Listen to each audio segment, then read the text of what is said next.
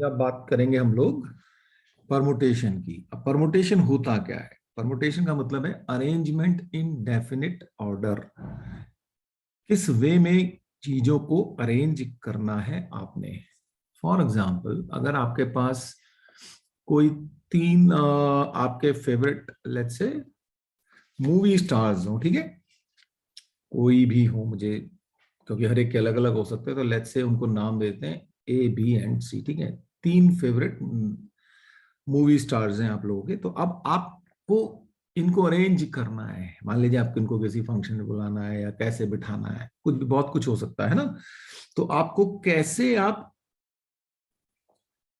क्या क्या कर सकते हैं आप भाई? ए बी को साथ कर सकते हैं, बी ए, है ना, फिर उसके बाद बी सी और सी ए, फिर ए सी और सी ए। तो ये कितने तरीके से आप इनको अरेंज कर सकते हो? ठीक है, आपको 6 वेज में आप इसको अरेंज कर सकते हो, ठीक है ना। तो number of permutation of 3 different persons या things in a certain order is permutation, right.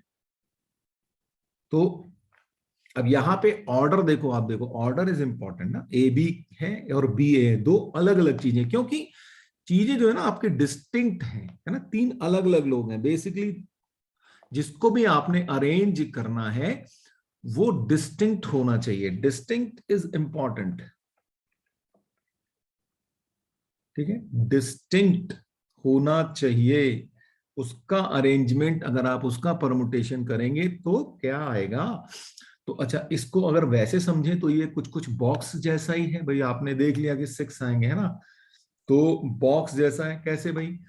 आपके पास अगर इनको बॉक्स में रखना हो तो अब आपके पास फर्स्ट बॉक्स में रखने के लिए क्या है? मान लीजिए आप ए बी सी में से रखना चाह रहे हो, तो पहले में रखने के लिए इन तीनों में से कोई भी आ सकता है।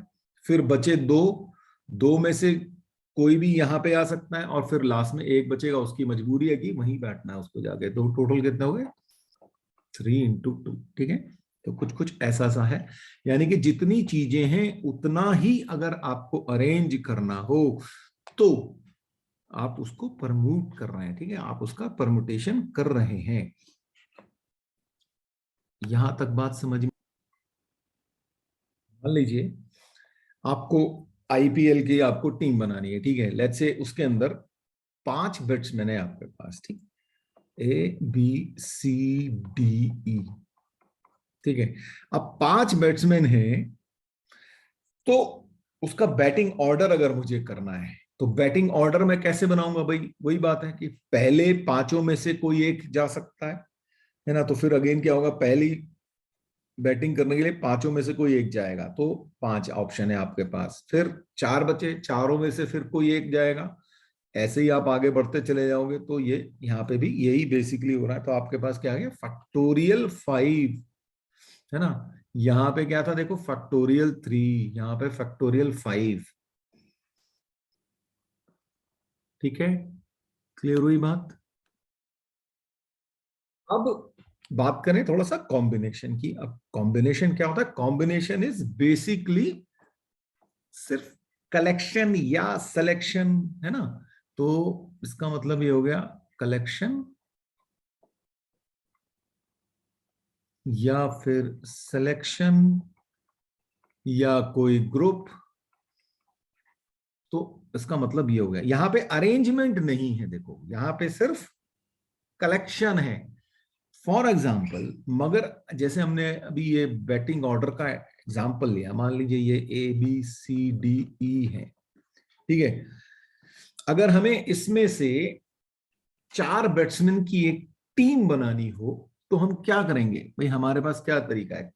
4 बैट्समैन की टीम बनानी है, एक सबसे बढ़िया तरीका क्या है कि भाई किसी एक को रिजेक्ट कर दो, है ना। तो जो बाकी के बचे वो टीम बन जाएगी आपकी।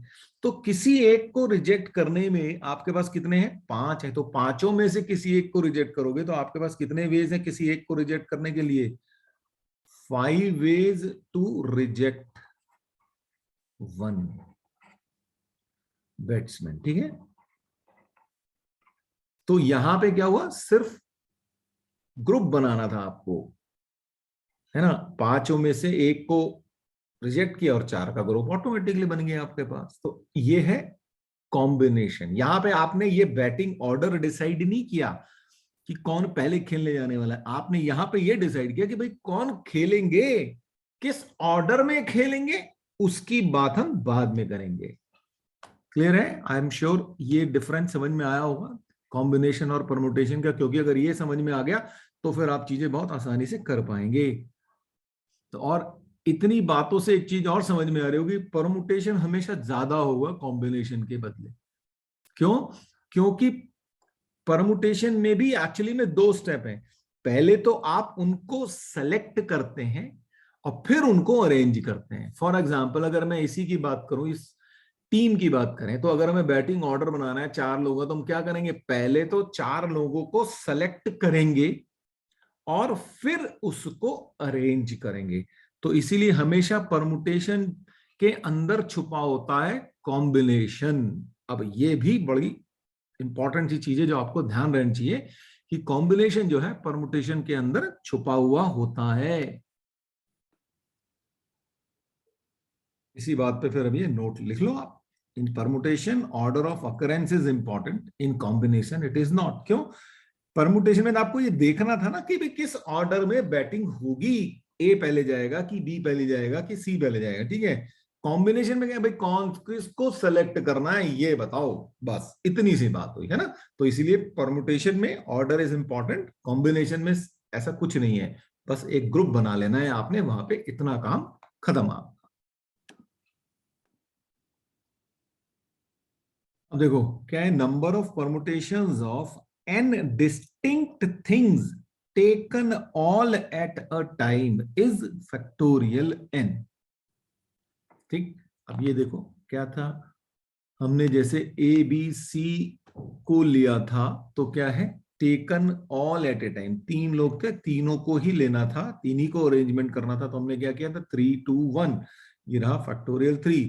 पांच बैट्समैन को अरेंज करना था, तो क्या बना था, फैक्टोरियल 5। सबको करना था, और इंपॉर्टेंट क्या है, डिस्टिंक्ट हैं, पांचों बैट्समैन अलग अलग हैं, है ना। ऐसे ही ये जो फिल्म स्टार की हम बात कर रहे थे, ये भी तीनों अलग अलग लोग हैं।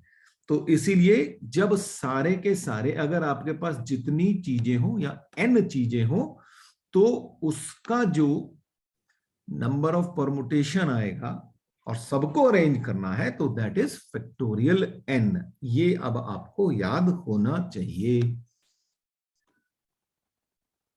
जरा दूसरी पॉइंट समझे, permutation of n distinct things taken r at a time is factorial n divided by factorial n minus r। इसका मतलब क्या हुआ, इसका मतलब हुआ कि आपके पास चीजें तो अभी भी n ही हैं और वो सबके सब डिस्टिंक्ट हैं, उसमें से आपने सिर्फ r चीजों को अरेंज करना है, सारों को नहीं करना। अगर सारों को करना होता तो आपका आंसर फैक्टोरियल n आता, ठीक है। आपको कितना करना है, r को करना है आउट ऑफ n, ठीक। अब इसका आंसर कैसे आ रहा है, factorial n divided by factorial n minus r. कैसे आया इसको जरा सा समझ लेते हैं, ठीक। ऑल्दो आपसे कोई पूछेगा नहीं कि भाई कैसे आया, पर just for your own understanding let's try and do this.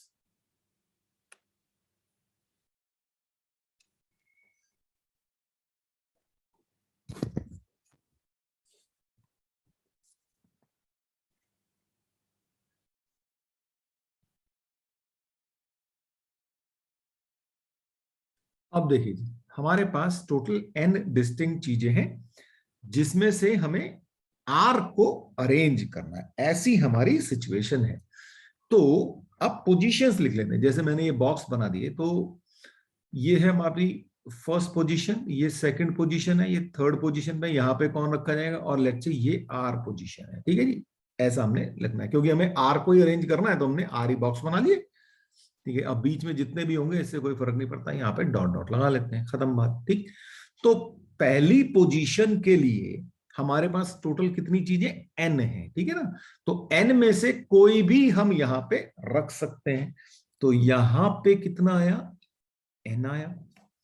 अब हमारे पास एक तो यहां पे रख दी हमने, अब बची n-1, तो सेकंड में हम रख सकते हैं n-1, फिर उसके बाद थर्ड में हम क्या रख सकते हैं n-2। ठीक है। अब जरा एक चीज समझने की कोशिश करो कि देखो, जब सेकंड बॉक्स है, बॉक्स सेकंड है, तो n में से कितना माइनस हो रहा है, 1 माइनस हो रहा है। जब थर्ड बॉक्स है तो n में से 2 माइनस हो रहा है, यानी कि जो पोजीशन है, जैसे कि थर्ड बॉक्स है और 2 माइनस हो रहा है, यानी कि जो पोजीशन है उससे एक कम माइनस हो रहा है, ऐसा समझ लो आप। ठीक, तो इसका मतलब आरथ पोजीशन में क्या हो रहा होगा, जो पोजीशन है उससे एक कम माइनस हो रहा होगा, तो ये क्या होगा, n-r-1। बताओ, ये बात समझ में आई कि अब हमारे पास क्या कैलकुलेशन बनेगी जब हम इसको कर रहे होंगे, तो n into n-1 into n-2 and so on, और सब मल्टीप्लीकेशन में चल रहा है, इंटू n- और r-1 है, ब्रैकेट खोलेंगे तो r+1 हो जाएगा। ये हमारा आंसर आ गया। ठीक है, पर अब ये आंसर मजेदार नहीं है, मतलब कितना याद करेंगे हम, है ना। तो हम क्या करें, तो इसको थोड़ा सा सिंप्लीफाई करने की कोशिश कर लेते हैं। तो कर सकते हैं हम सिंप्लीफाई। तो अब देखो, अगर मैं इसके आगे कुछ लिखना चाहूं, मतलब मैं इसको फैक्टोरियल फॉर्म में लिखना चाह रहा हूं बेसिकली, तो यहां पे मुझे क्या मल्टीप्लाई करना चाहिए, एक एक कम हो रहा है ना, तो यहां से कम होगा तो यहां पे क्या आएगा, n-r, फिर n-r-1, और ऐसे ऐसे करके फिर लास्ट में 3, 2, 1 ये आ रहा होगा। अब क्योंकि ये चीज थी नहीं, तो इसी को 7 के साथ डिवाइड भी कर देते हैं, भाई ये तो हम जबरदस्ती ला रहे हैं, तो फिर से हम इसी चीज से डिवाइड कर देते हैं, तो n-r-1, और इधर होगा 3, 2, 1। अब बताओ, यहां तक समझ में आया। अब जरा देखो कि ये किया क्यों, क्यों किया, मैंने कहा ना ये मजेदार सी बात नहीं बनती। अब जरा यहां से देखो, 1, 2, 3, और यहाँ पे n-1 ये क्या चीज लिखी हुई है, ये फैक्टोरियल n लिखा हुआ है। तो ये लाने के लिए वो सब पंगा डाला मैंने। और ये नीचे यहां पे क्या लिखा हुआ है, 1, 2, 3 से n-r तक है, तो इसका मतलब फैक्टोरियल n-r बन गया ये। अब ये इसलिए कर दिया क्योंकि अब ये आसान हो गई, ये चीज याद रहेगी आपको, तभी मैंने कहा था ना, ये ही रिजल्ट आ गया। देखो, ये जो मैंने आपसे कहा था कि permutation of n distinct things taken r at a time is factorial n over factorial n-r। तो ये लाने के लिए ये थोड़ा सा एडजस्टमेंट किया था। ठीक है, आपसे कोई भी एग्जाम में ये नहीं पूछेगा कि ये कैसे हुआ, पर जस्ट फॉर योर अंडरस्टैंडिंग मैंने आपके साथ ये डिस्कस कर दिया। आपको बस इतना याद रखना है कि अगर सारी चीजों का अरेंजमेंट है तो फैक्टोरियल n आंसर है, और अगर r चीजों का अरेंजमेंट है तो answer factorial n over factorial n-r है। बस अब आपको ये ध्यान रखना है कि ये चीजें जो है डिस्टिंक्ट हैं, ये बात क्लियर होनी चाहिए, क्योंकि जब डिस्टिंक्ट नहीं होंगी तो आंसर दूसरे आ रहे होंगे, वो हम बाद में डिस्कस करेंगे। इसीलिए अभी से बता रहा हूं कि डिस्टिंक्ट पे खास ध्यान रखना है आपको। तो अब बात ये बनी कि भाई ये जो लिखा है इसको हम लिखते क्या है, तो इसको लिखते हैं NPR। ठीक है, ये सुपरस्क्रिप्ट में है, ये सबस्क्रिप्ट में है, NPR, और इसका मतलब क्या हुआ,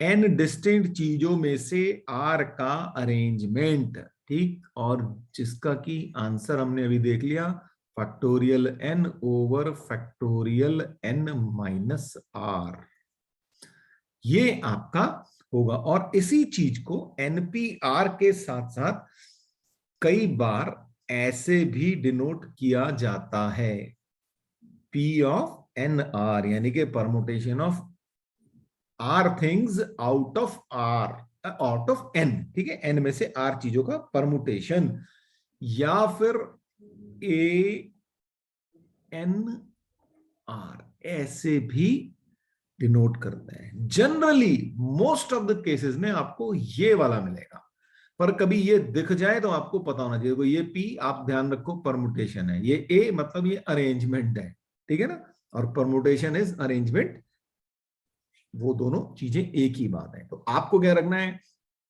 एन डिस्टिंक्ट चीजों में से आर का arrangement is factorial n over factorial n minus r. Clear?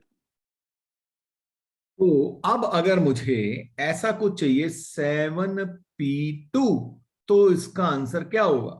इसका आंसर होगा फैक्टोरियल 7 ओवर फैक्टोरियल 7 माइनस 2, यानी कि फैक्टोरियल 7 ओवर फैक्टोरियल 5, और इसको आप सिंपली सॉल्व कर सकते हैं 7 into 6 into factorial 5 over factorial 5, दोनों कैंसिल हो गए, ये हो गया आंसर आपका 42।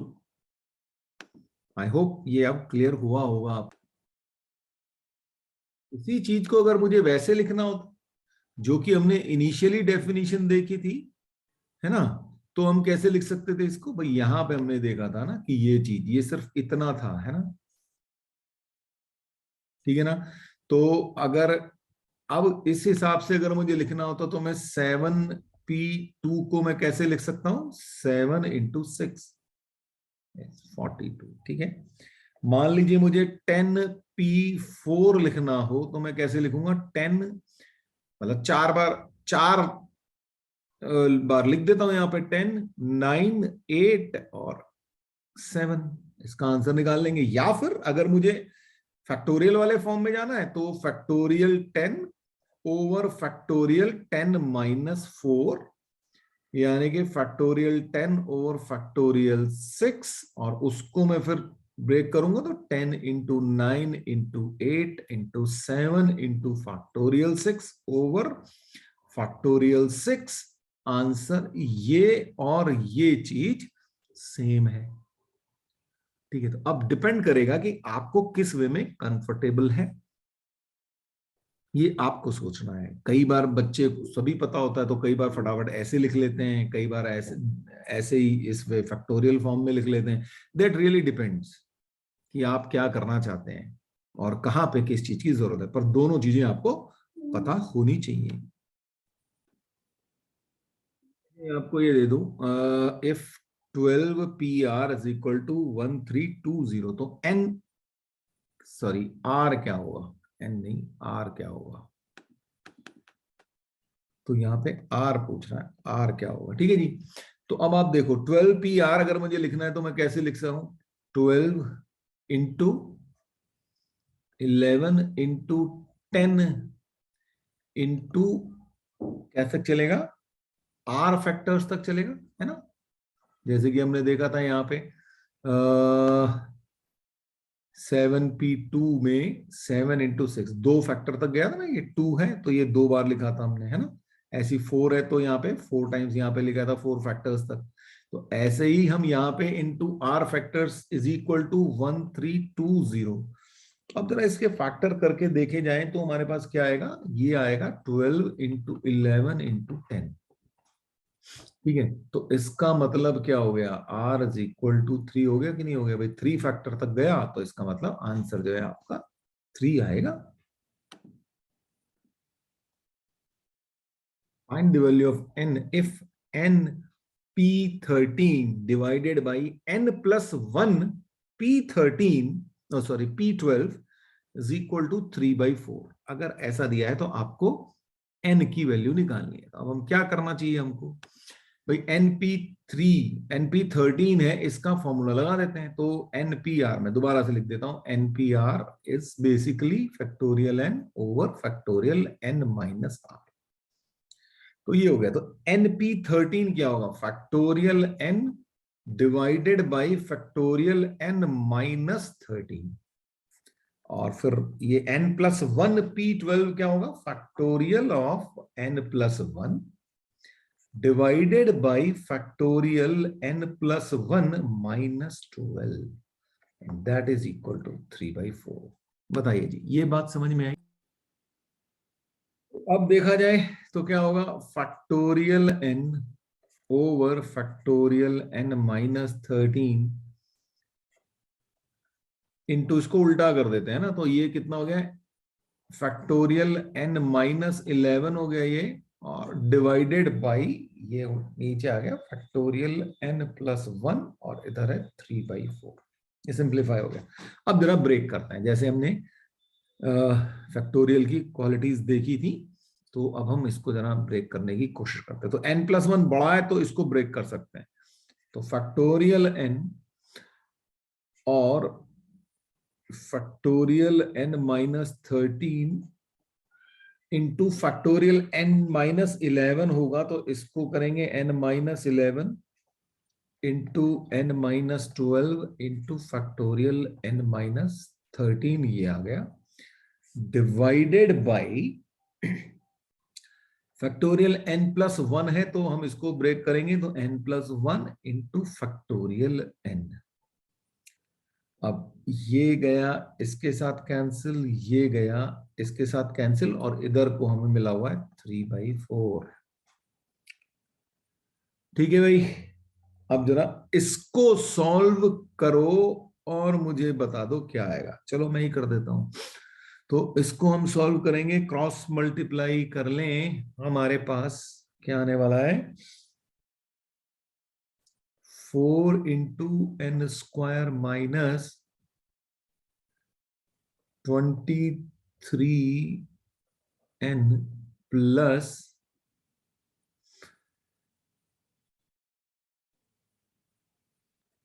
132 इज इक्वल टू 3n+3। तो इसको सॉल्व करें तो क्या आ जाएगा, 4n² माइनस ये, और इसको सॉल्व कर लेंगे तो हमारे पास आ जाएगा -95n प्लस 525 इक्वल टू 0। ठीक है जी, यहां तक पहुंच गए। और अब इसको अगर मैं फैक्टर करूंगा तो मेरे के पास ये आ जाएगा n-15 into 4n-35 equal to 0। तो n इज इक्वल टू 15 और n इज इक्वल टू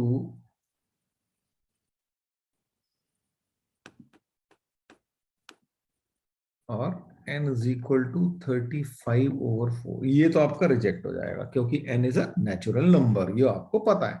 तो n इज इक्वल टू 15 जो है आपका आंसर हो गया।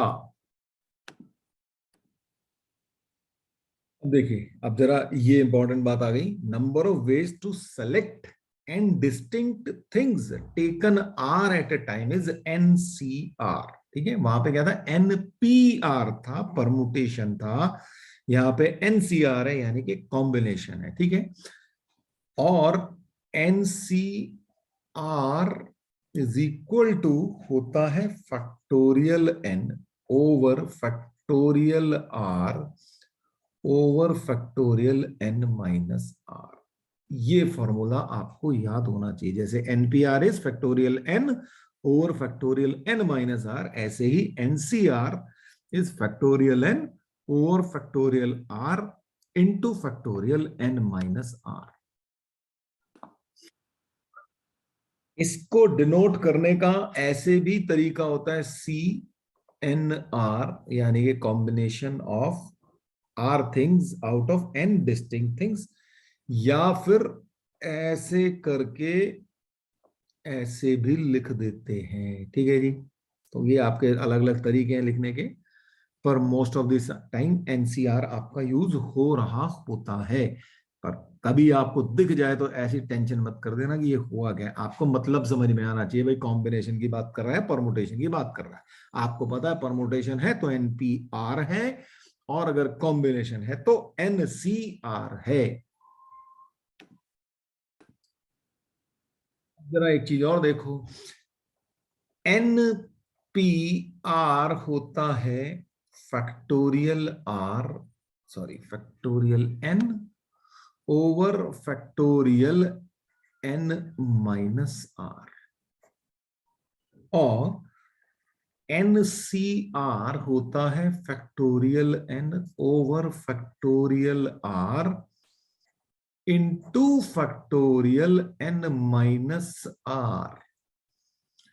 अब इस चीज को अगर आप थोड़ा सा ध्यान से देखेंगे तो ये जो चीज लिखी हुई है, ये क्या लिखा हुआ है? ये लिखा हुआ है 1 over factorial r into n p r लिखा हुआ है। इसका मतलब क्या हुआ कि इसका मतलब ये होगा कि n p r is factorial r into factorial n c r. बताओ जी, ये बात समझ में आई? इसका मतलब क्या हुआ? इसका मतलब ये हुआ कि NCR is what? Selection of r things out of n distinct things, है ना? आर भी डिस्टिंक्ट होंगे अगर एन डिस्टिंक्ट है तो भैया सीधी सी बात है ना, out of n distinct things. और ये क्या है?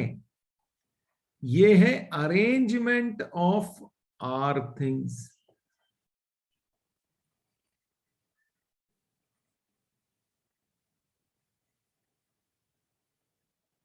तो मैंने जब आपसे ये बोला था कि परमुटेशन में, है ना, कॉम्बिनेशन छुपा होता है, तो परमुटेशन में आपका दो प्रोसेस हो गए, है ना? तो परमुटेशन में आपके पास दो चीजें हो गई। फर्स्ट इज योर सिलेक्शन, ठीक है? सिलेक्शन कैसे करेंगे आप? एन सी आर से। फिर नंबर दो, अरेंजमेंट,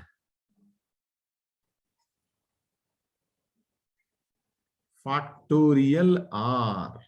ठीक है, तो आप पहले सेलेक्ट करते हैं, उसके बाद अरेंज करते हैं। तो ये अब आपको आई एम श्योर कि परमुटेशन और कॉम्बिनेशन का डिफरेंस जो है समझ में आ गया होगा। बहुत इंपॉर्टेंट सी चीजें, फॉर्मूला बेसिकली एनसीआर के ऊपर। तो पहली चीज क्या है? NCR is equal to factorial of n n c n minus r. ठीक है, ये हो गया NCR is equal to n c n minus r. तो आप इसको, अगर आप इसको लिखने की कोशिश करें तो क्या होगा, है ना? तो एनसीआर होता क्या है? अगर मैं इसको लिखने की कोशिश करूं, आरएचएस को मैं लिख दूं, तो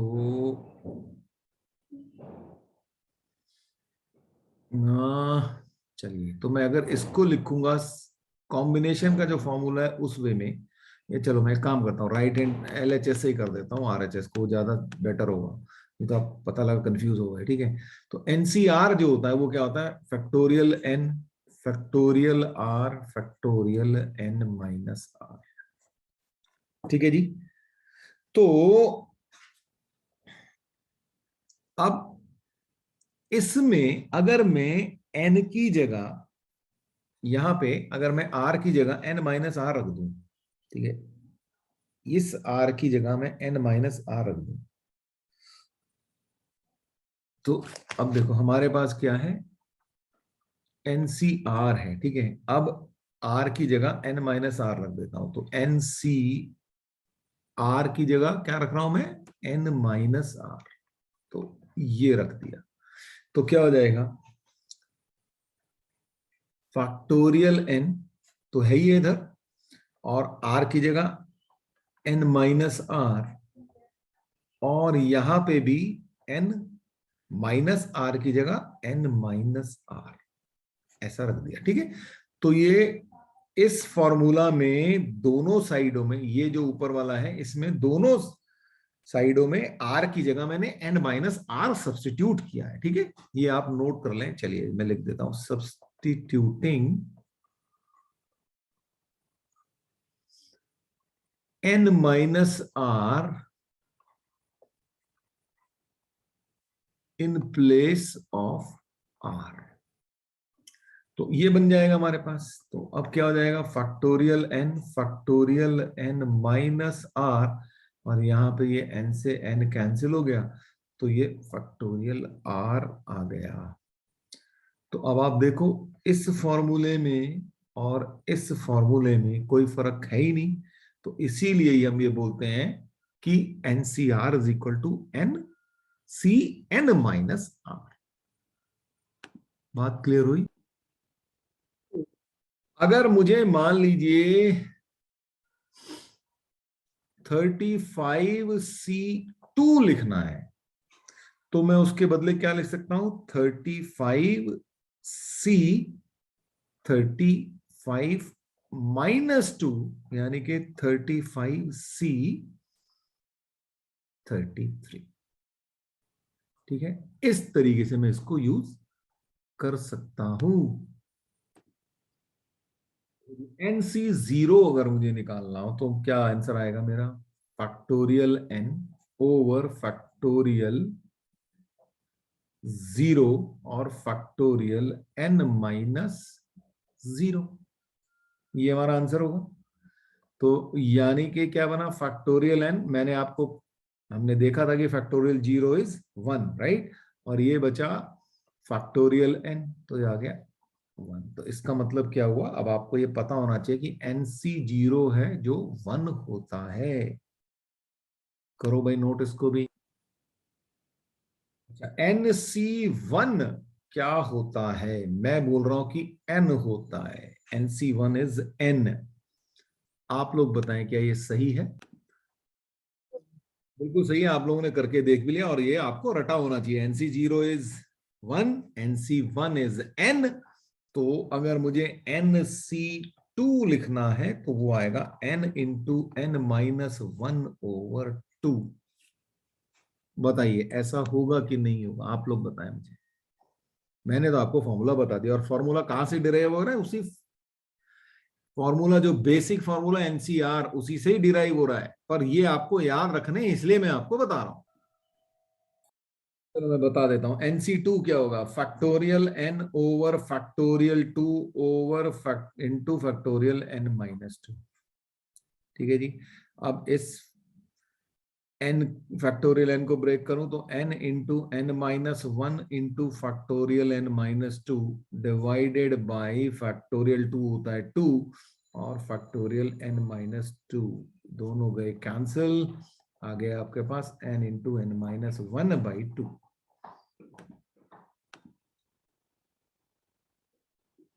तो अगर मुझे फिर NC3 लिखना हो तो क्या होगा, n into n minus 1 into n minus 2 over 3, या 1 2 3 ऐसे लिख लगता हूं मैं। NC3 है 3 फैक्टर और डिवाइड बाई 1 2 3, वहां तक आप फैक्टोरियल लेके चले जाओ।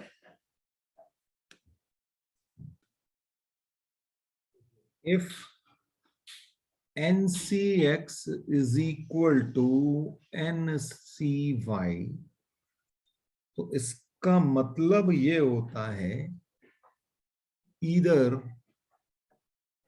X इक्वल टू Y और X plus Y equal to M। ठीक है, ये आपको याद होना चाहिए। करो जी इसको। देखो, अगर हम ऐसे सोचे तो NCX is equal to NCY, ठीक है, या तो याद तो क्लियर है कि X इक्वल टू Y। अब अगर हम कहें NCX इज इक्वल टू, अब NCY को मैंने जो शुरू का फॉर्मूला बताया था, NCR is equal to NCN minus r, तो NCN माइनस आर, तो इसका मतलब ये होगा कि X is equal to N minus okay, r नहीं वाई लिखना चाहिए था मुझे यहाँ पे, तो मैं वाई लिख देता हूँ दोबारा से फटाफट। तो क्या होगा, एन सी वाई है, n c n minus y, इसका मतलब ये होगा कि x is equal to n minus y, इसका मतलब ये होगा कि x plus y equal to n. ये ही मैंने आपको अभी अभी बता दिया। एक ये प्रॉपर्टी है बहुत इंपॉर्टेंट है, NCR plus n c r plus one is equal to n plus one c r plus one. ये बहुत इंपॉर्टेंट है, ठीक है, इस पे बहुत बार सवाल पूछे जाते हैं, ये ध्यान रखना भाई, ठीक है। बाकी सब इंपॉर्टेंट ही है, मतलब ये नहीं कह रहा हूं, पर इस प्रॉपर्टी पे खासकर बहुत बार क्वेश्चन आते हैं कंपटीशन में, ठीक है, तो इसलिए याद रखना है आपको। हो क्या रहा है भाई, यहाँ पे भी एन है, यहाँ पे भी एन है, देखो यहाँ पे आर है और यहाँ पे आर प्लस वन है, तो दोनों जाके जब इनका सम हुआ तो क्या हो गया, n plus one c r plus one, ऐसा हो गया, ठीक है। ये ध्यान रखेंगे आप लोग, बहुत इंपॉर्टेंट है। और देखो, आप ऐसे भी लिख सकते हो, n c r is equal to n over r into n minus one c r minus one, ठीक है। एक ये आपकी फॉर्मूला बनता है जो इंपॉर्टेंट हो जाता है। और एक और है n c r over n c r minus one is equal to n minus r plus one over r. ये सब आप अपने आप से निकाल भी सकते हैं ना, एनसीआर की डेफिनेशन आपको पता है कैसे ब्रेक करते हैं, ऐसी एनसीआर माइनस वन को ब्रेक करते हैं, तो ये बड़े आराम से निकल आएंगे सारे के सारे, ठीक है। पर बेटर होता है कि आपको याद हो, नहीं तो आप निकाल लोगे, कोई दिक्कत नहीं है, करके भी देखना, of course I am sure आप इसको करके जरूर देखेंगे, पर ये याद होने चाहिए आपको। ये क्वेश्चन है आपके पास कि given n plus 2 cn is equal to 45, you have to find the value of n, ठीक है। तो क्या करें, सबसे पहले तो n c r is equal to n c n minus r use कर लेते हैं, ठीक है जी। और नहीं भी करेंगे तो भी चल जाएगा, आप में कोई दिक्कत नहीं है, आपका आंसर वैसे वही आने वाला है, ठीक है ना। तो इसको हम लिख सकते हैं फिर n plus two c n is equal to n plus two c n plus two minus n, ठीक है, ये बन जाएगा यूजिंग, ये प्रॉपर्टी है, इसको यूज करके यहां पे लिख रहा हूं मैं, ठीक है ना। तो इसका मतलब क्या हो जाएगा, n plus two c two, ये बन गया आपका, ठीक है। और ये चीज है, दिस इज इक्वल टू 45 आपको दी गई है। अब इसको फर्दर ब्रेक कर लें, तो क्या होगा, n plus two into n plus one over two is equal to 45। इसका मतलब क्या हो गया कि n plus two into n plus one is equal to 90। अच्छा, अब ये दो फैक्टर्स इधर हैं, तो मैं इसको थोड़ा सा, okay, n plus one is equal to 10 into 9 लिख दूं तो चलेगा। तो इसका मतलब क्लियरली n कितना है, 8 है ना, n प्लस टू यानी कि 8 प्लस टू और 8 प्लस वन, तो आंसर क्या मिल गया आपको, n इज इक्वल टू 8। बताइए यहां तक क्लियर हुआ। ये आपको ये क्वेश्चन दिया गया, ठीक है। तो 2nc3 ratio nc3 is equal to 11/1 है, तो अब हमें n की वैल्यू निकालनी है भाई। तो क्या किया जाए, फैक्टोरियल, अब 2nc3 को मैं कैसे लिखूंगा, factorial 2n over factorial 3 into factorial 2n minus 3, ठीक है, डिवाइडेड बाई nc3, तो क्या होगा, factorial n factorial 3 into factorial n minus 3 is equal to 11/1। अब बताइए ये बात समझ में आई। तो ये फैक्टोरियल थ्री हुआ कैंसिल। ठीक है, अब बाकी का हम इसको थोड़ा सा सिंप्लीफाई करके लिख लेते हैं। पहले 2n over factorial 2n-3 into factorial n-3 over factorial n। ये हमारी सिचुएशन है and this is equal to 11। अब इसको मैं सॉल्व करूं तो मैं क्या करूंगा, 2n into 2n-1 into 2n-2 into factorial 2n-3 divided by factorial 2n-3 into factorial n-3 divided by n into n-1 into n-2 into factorial n-3 equal to 11। ये गया कैंसिल, ये गया कैंसिल। ठीक है, ये सिचुएशन बन रही है, यहीं पे कर लेते हैं आगे। तो अब क्या हो रहा है हमारे पास, ये 2n है इंटू 2n-1 है, और यहां से एक 2 कैन कॉमन ले लेता हूं तो ये बचेगा n-1 divided by n into n-1 into n-2 equal to 11। ये n से n गया, n-1 से n-1 गया, तो अब आपके पास क्या हो गया, 8n -4 is equal to 11n -22। तो अब क्या सिचुएशन बन गई हमारे पास, 22 आया इधर, 22 -4 यानी कि 18 is equal to 3n। तो n is equal to 6। ये आपका आंसर आ गया जी। तो चलिए कुछ होमवर्क क्वेश्चन भी दे देते हैं। 5 into np3 is equal to 24 into nc4। तो फाइंड, यहाँ पे इफ लिख देते हैं, फाइंड n, और आपका आंसर जो होगा वो मैं आपको बता देता हूं।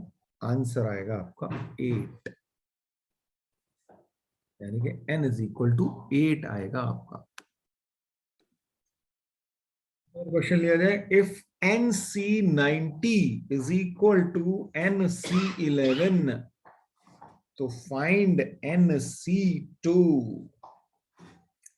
ठीक है जी। तो अब इसका मतलब क्या हुआ भाई, अब nc90 is equal to nc11 है। अब हमने एक फॉर्मूला देखा था, ncx is equal to ncy अगर है तो इसका मतलब है कि x इक्वल टू y और x plus y equal to n। अच्छा, अब देखो यहाँ पे 90 है, यहाँ पे 11 है, तो x is equal to y तो है नहीं, तो इसका मतलब यहां से क्या हुआ, 90 plus 11 is equal to n हो गया, यानी कि n इज इक्वल टू हो गया 101। अब आपको nc2 की वैल्यू निकालनी थी, इसका मतलब ये हो गया कि 101c2। 101c2 का मतलब 101 इंटू 100 डिवाइडेड बाई 2। ये आपका आंसर 5050। आई होप सब कुछ क्लियर हो रहा है। अब क्वेश्चन ये कि find the value of 47c4 plus summation j equal to 1 to 5 52 minus jc3। इसकी वैल्यू, अच्छा समेशन आपको पता है कि क्या होता है, तो इसको जरा लिखने की कोशिश करते हैं। भाई ये लिखा क्या है ना, इस समेशन मेंशन से डरने की जरूरत नहीं, इसको लिख डालो, क्योंकि 1 से लेके 5 तक ही है तो मतलब उतना ही लिखना है आपको। 5 लिख डालो। तो क्या मिलेगा हमें 47C4 plus J is equal to 1 रखा तो 52 माइनस 1 यानी कि 51C3। ठीक है, फिर J इज इक्वल टू 2 रखा तो हो गया 50C3।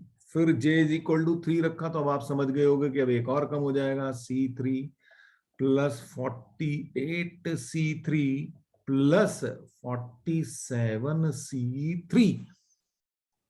ठीक है भाई, यहां तक क्लियर है? यस। हो गई नहीं? अब आगे क्या किया जाए? बाप रे, इतना सारा हो गया ये इकट्ठा, इसका क्या करूं? तो फॉर्मूले पे आते हैं। फॉर्मूला कौन सा फॉर्मूला? ये वाला फॉर्मूला जो मैंने कहा था कि बहुत यूज होता है, NCR plus NCR plus 1 is equal to n plus 1 CR plus 1। ठीक है जी, चलिए इस पे आते हैं।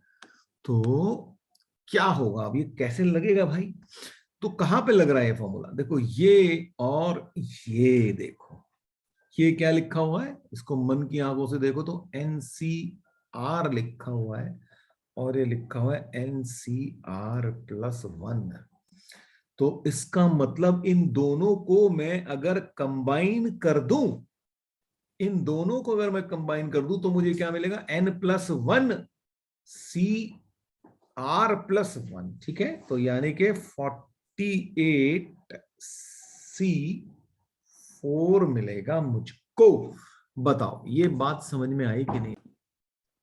अब मेरा क्वेश्चन क्या बचा? 48C4 plus 51C3 plus 50C3 plus 49C3 plus 48C3।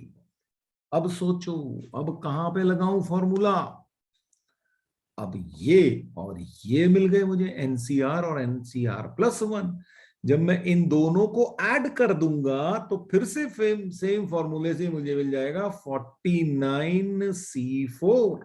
अब ये दोनों गायब हुए, अब मेरे पास बचा 51C3 plus 50C3 plus 49C3। अब बताओ, यहां क्लियर हो गया?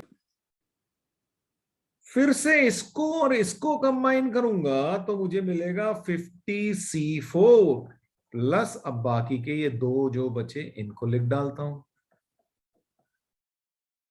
फिर से मैं इसको और इसको कंबाइन करूंगा तो 51C4 प्लस 51C3। फिर इन दोनों को कंबाइन कर दूंगा तो मेरे पास बचेगा 52C4। बताइए जी, ये हमारा आंसर, इसकी वैल्यू मैं नहीं निकालने जा रहा हूं, ये आपका आंसर आ गया।